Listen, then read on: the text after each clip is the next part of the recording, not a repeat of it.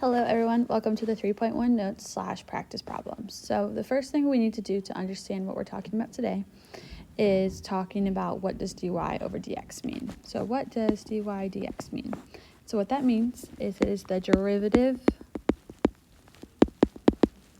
of y with respect to x.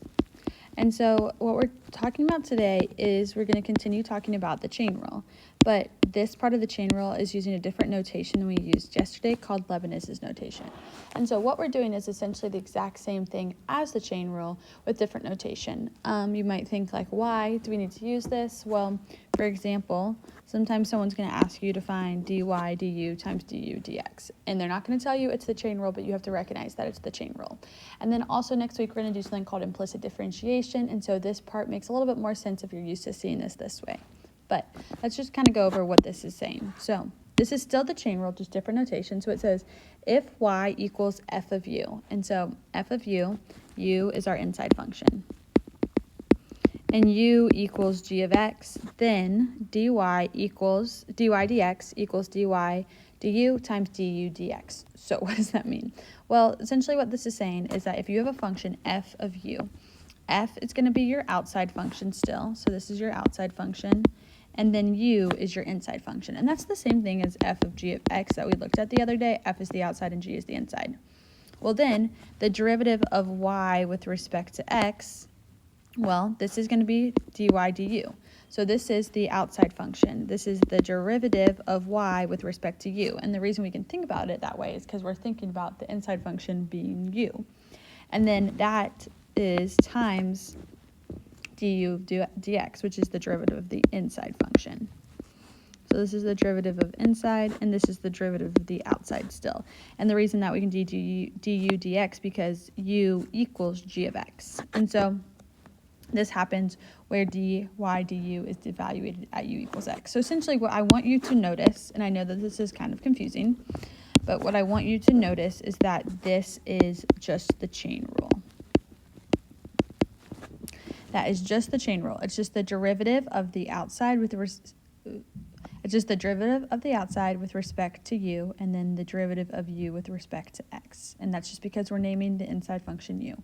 So let's just look at some examples with this one and how would we use this notation. So here's our example number 1. It says find dy dx of y equals cosine x squared plus 1. And so what I'm going to do for this one is I'm going to name my inside and my outside function. So I'm going to name my inside function, instead of calling it like g of x, I'm just going to call it u. And then I'm going to find the derivative of that, because remember, this equals dy du times du dx. And so I'm going to find the derivative of my inside function with respect to x, and that's 2x. And so these things right here, these are the same thing. And then my outside function, I'm going to call this y. And instead of thinking about it as cosine x squared plus 1, I'm going to think about it as cosine u. And I'm just going to kind of replace my inside function with u momentarily. And then I am going to take the derivative of y with respect to u. And just y is my dependent variable and u is my independent variable. So that's how it looks like that. And that equals negative sine of u. And so this part matches up with the dy du part. And so the chain rule then, dy dx equals negative sine u times 2x. And then the last thing we'll do for these ones is I'm going to get everything back in terms of y and x. So I'm going to do negative sine x squared plus 1 times 2x. And that is our answer. And so this notation is the same thing as thinking about it as f prime of g of x times g prime of x. It's just a little bit different, but we do need to know it because it's going to make what we're doing next week a lot easier. So let's look at a couple more examples. So for this one, I have y equals e to the 3x plus 1. So I'm going to call my inside function u, which is 3x plus 1. And then I'm going to define the derivative of my inside function with respect to x. And so I'm using u because it says u equals 3x plus 1, and the derivative of that is is 3. And then my outside function was just e to the x power, but I'm going to think about it as e to the u power because we're using this notation.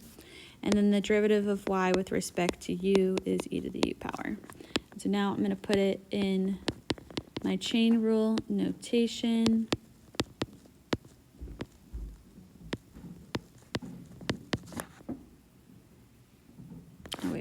sorry, I wrote that wrong.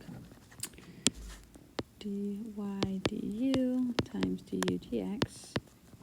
And so the derivative with respect to x is going to be e to the u power times 3. And now I'm just going to get everything back into the notation. I'm going to put 3 out in front, and I'm going to replace u with 3x plus 1.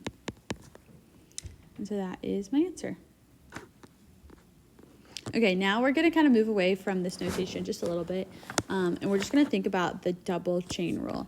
And so we are done with the Leibniz notation, and we're not really going to try to use any notation here, because I actually think when you're thinking about the double derivative or the double chain rule, it is easier to not think about it in notation. And so what I mean by this is there is, in this function, a function inside a function. So if I were to rewrite this, this is equivalent to sine of 7 of x cubed, because remember this 3 right here just means the function's cubed, but to simplify it, that's how they write it. And so basically we have a function inside a function inside a function. So 7x is inside sine, and then sine of 7x is inside 3. So we have the double chain rule. Essentially, we've normally just been seeing things like with 1, like that, or we've been seeing something like this, but now we have double. And so all you're really going to do is take the derivative of the outside and then keep the inside in it, and then take the derivative of the inside and keep the inside in it.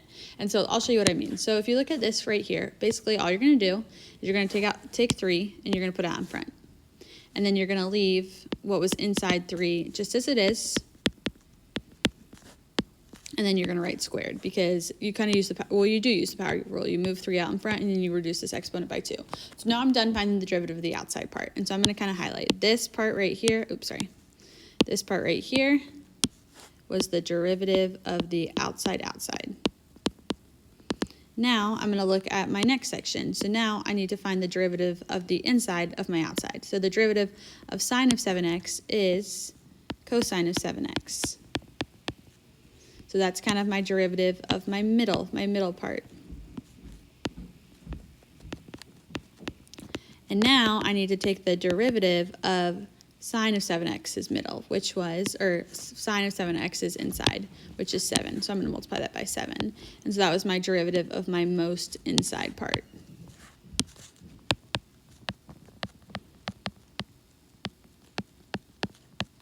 And so that is the double chain rule. So I just really took the derivative of every part. I did 3 out front, and I reduced that to 7, and then I took the derivative of the inside, which was here, and then I took the derivative of that inside. So basically, I just took the derivative of everything and plugged things back in. So I'm going to simplify this. 3 times 7 is 21, and then I'll write sine 2 to the 7x. I'm just writing it like that, and then cosine 7x, and that is your answer. So that is the double chain rule. We'll go to, I think we have one more problem. So this one says, example 4, the double chain rule, find the derivative of y equals cotangent 10x to the 6th power. And so I'm just going to rewrite this so it's like a little easier for my brain to comprehend. If I rewrite it like this, it's like easier for me to see what's the inside function versus what's the outside function. So y prime of this equals, so I first take the derivative of the outside, and the outside function is just like x to the 6th power. So that'll be 6. I'm going to keep the inside function plugged in. That's the 5th power. Now I need to take the derivative of the inside of x to the 6th power, which was cotangent 10x, and the derivative of cotangent is negative cosecant squared. So I'm going to write negative cosecant squared 10x, because that part gets to stay out in front. And so now I took the derivative of cotangent, which is negative cosecant squared, but now I have to take the derivative of the inside of that, which is 10. Or well, it's 10x, but the derivative of that is 10.